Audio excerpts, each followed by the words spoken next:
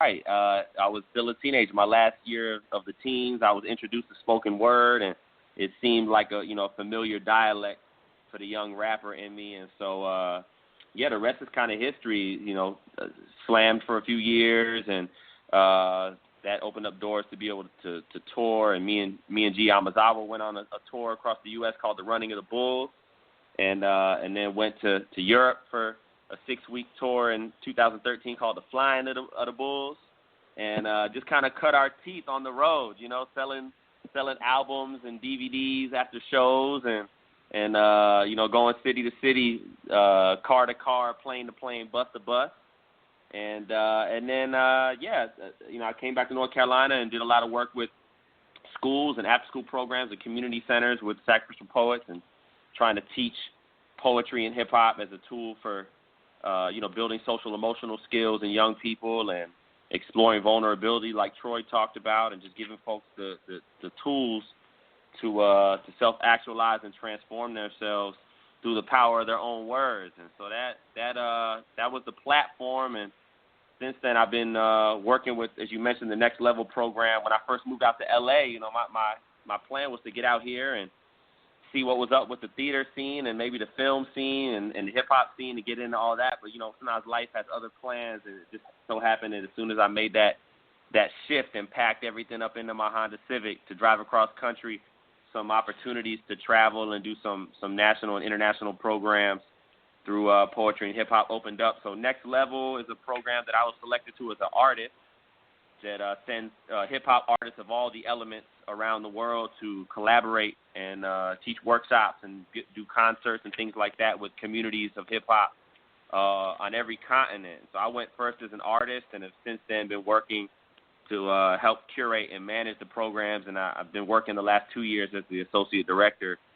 So it's beautiful, man. I mean, just it's kind of the dream job for me, between being a performing artist and also being able to be an organizer, and I get to be a fan at the same time, because I help set up the programs, and I get to watch folks who do things that I can't do, like dance, and make beats and DJ. I get to watch them in action and all the joy that they bring. So yeah, man, that's the journey that I've been on, and just trying to find a way to stay busy and stay creative and writing and making music. Working on a new album right now that should be out in the next few months. And with the current shutdown, a lot of us creatives have extra time, more time than we could even use probably to really put our minds to work.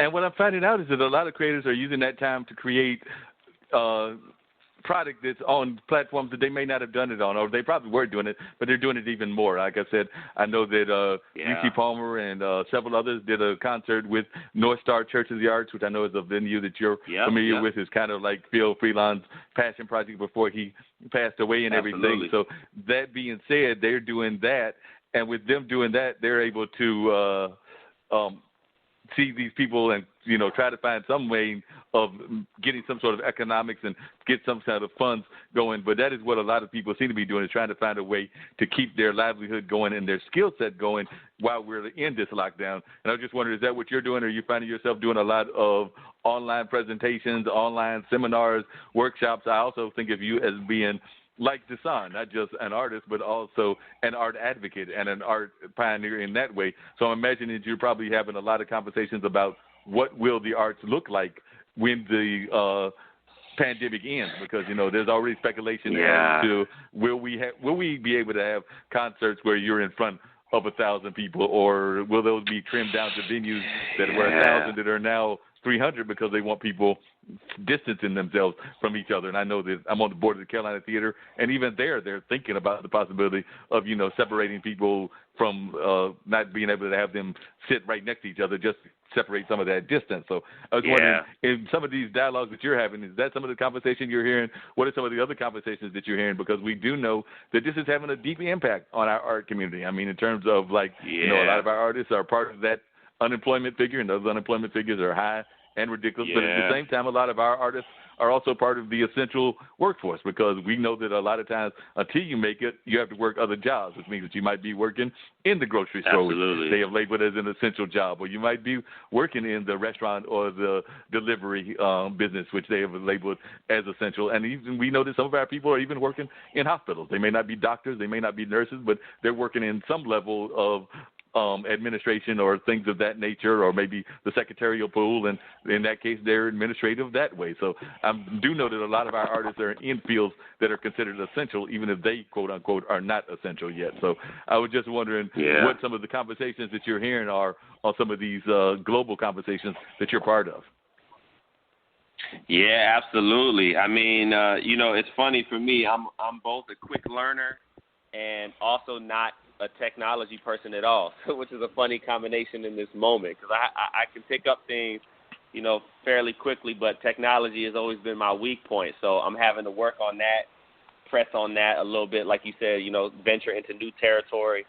I just did my first virtual program, an assembly and a workshop with a high school in Miami last week, and that was interesting, doing a performance assembly for 400 students that are at home and I can't see them. And, as artists, performing artists specifically, we really function and feed so much off of the energy that we get from audiences. So to be performing a poem or spitting a verse or beatboxing and there's nobody, but my own, living room looking back at me is definitely a new kind of thing. But, yeah, a lot of people are talking and trying to get creative and find ways to move in this moment, as they're also thinking about, like you said, what is going to carry through after this moment, what is going to be the new normal, and how can we prepare and find ways to still engage with each other. Even the international programs I'm doing, the questions are getting floated about how do we run virtual programs with our brothers and sisters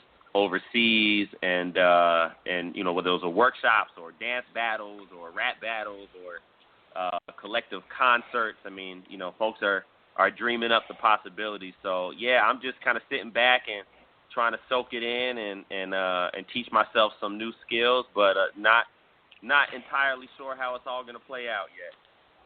Yeah, I think a lot of us are not sure how it's going to play out. It's going to be really interesting to see how it plays out and everything. What advice do you give to folks that decide that they want to move out? Like I said, you're one of a couple of folks. G did it as well. I have a good friend, Ronnie Warner, who did that film this Christmas. He moved out to L.A. and things of that nature. So what is your advice to folks that want to kind of like jump back into the make that leap into the pond, as they might say? Maybe they've got a base in their home area, whether that's New Jersey, which is actually where Dean's at, even though he's got those Virginia roots and everything, or whether it's here in North Carolina. But what advice do you give to folks that might be wanting to make that move? Because as I recall, yes, you had done some very successful things with the Slam. You had been part of some successful Slam teams, but you, and I would also argue G, were basically like, look, this is what we want to do with our lives. We're going for it. And, y'all went for it. And, some people wish that they could do that. So, and I'm sure there's probably times that you regret that, because then sometimes the check might not be quick to come to your house as you would like the check to get there. So you have to think about the reality of life. But I was just wondering, what advice, when you're talking to some of the young people, whether it's a young performer in California, Los Angeles, or whether it's somebody in New York City, maybe around Harlem, or whether it's somebody even in the North Carolina area or even overseas, what advice do you give them when you're having that conversation with them about trying to make the move to like a bigger market, like in Los Angeles or in New York? Yeah. Well, I think two things I try to tell young artists and young folks in general, whatever your passion may be, is, continue to expand your repertoire. That's important. For me, being a recording artist, being a poet at that time, I was doing, like you said, Slam.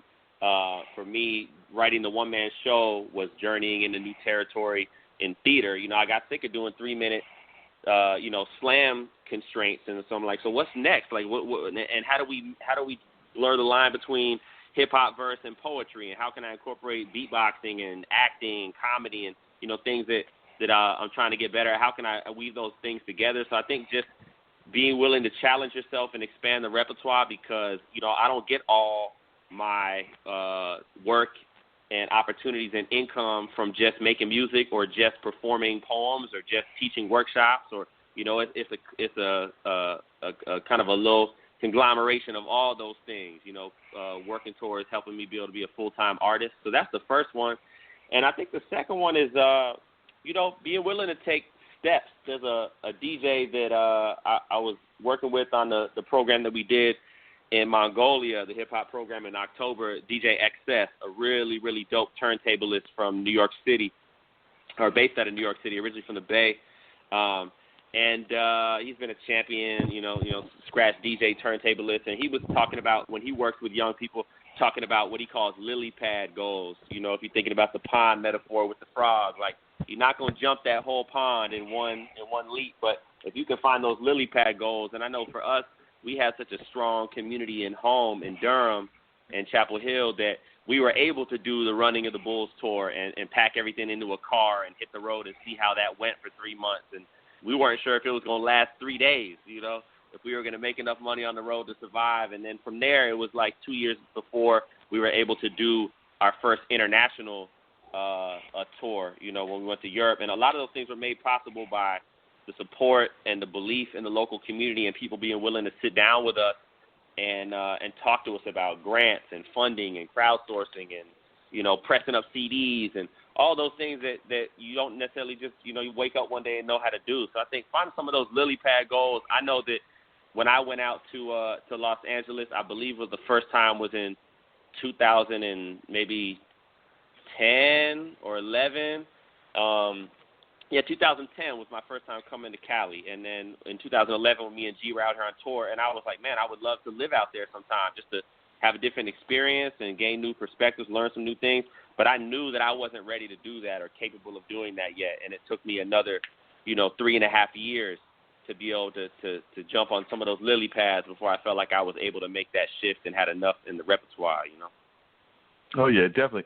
And if you would, like I said, I definitely want Troy just joined us again, so I want to get him back into the conversation. But nice. Before we bring Troy into the conversation, I would like to hear from you maybe one of your poems that maybe even deals with, like, some of what Troy is all about in terms of our youth and things of that nature, because I do know that some of your poems deal with identity, just like G's poems deal with identity. Yeah, and you have some that deal with things that deal with our youth. So if you want to share with us one of the poems that deal either with youth or with identity, I would love to hear that, because I do know that with your own background and everything, your own cultural background, that you do talk about that in some of your poems and everything. So I would like to hear maybe one of those, and maybe I'll be bold and try to get you to do two. But if you got one in your mind that you can spit real quick, we would love to hear it. And like I said, I'm going to have Dean bring in Troy while you do that. All right. Yeah. Wow.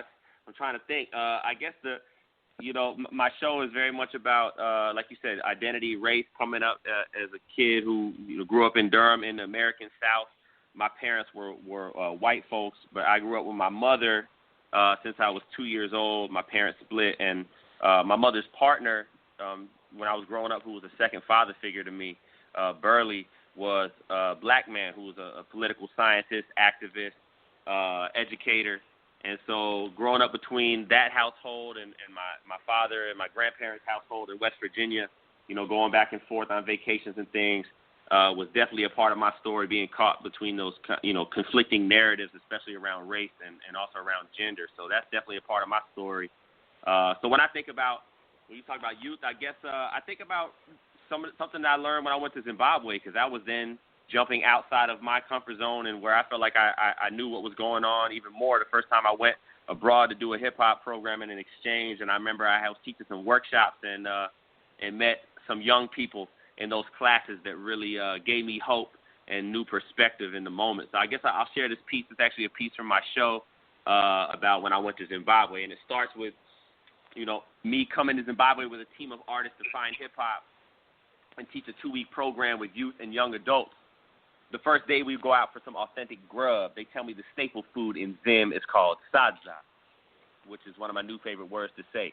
It's a hot cornmeal porridge. Sounds a little familiar.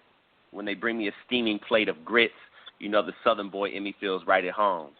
They tell me there are 2 main ethnicities in Zimbabwe, Shona, the majority, and Ndebele, the minority. Later in the week, some of my students will mention a conflict that happened between Shona and Ndebele in the 80s, but leave out the details. In the silence, I can feel it's not the time to ask questions. I know there is so much I don't know here. Like at a fast food joint, the cashier becomes a turtle thrown back on its shell, the air a convulsion of limbs and laughter. I just ask for a napkin in Zimbabwe where nobody told me that napkin is the word for diaper. Nobody told me on day one of my workshops my students would be dope. I mean, so dope I feel embarrassed calling myself teacher. So dope that their stage names have better wordplay than most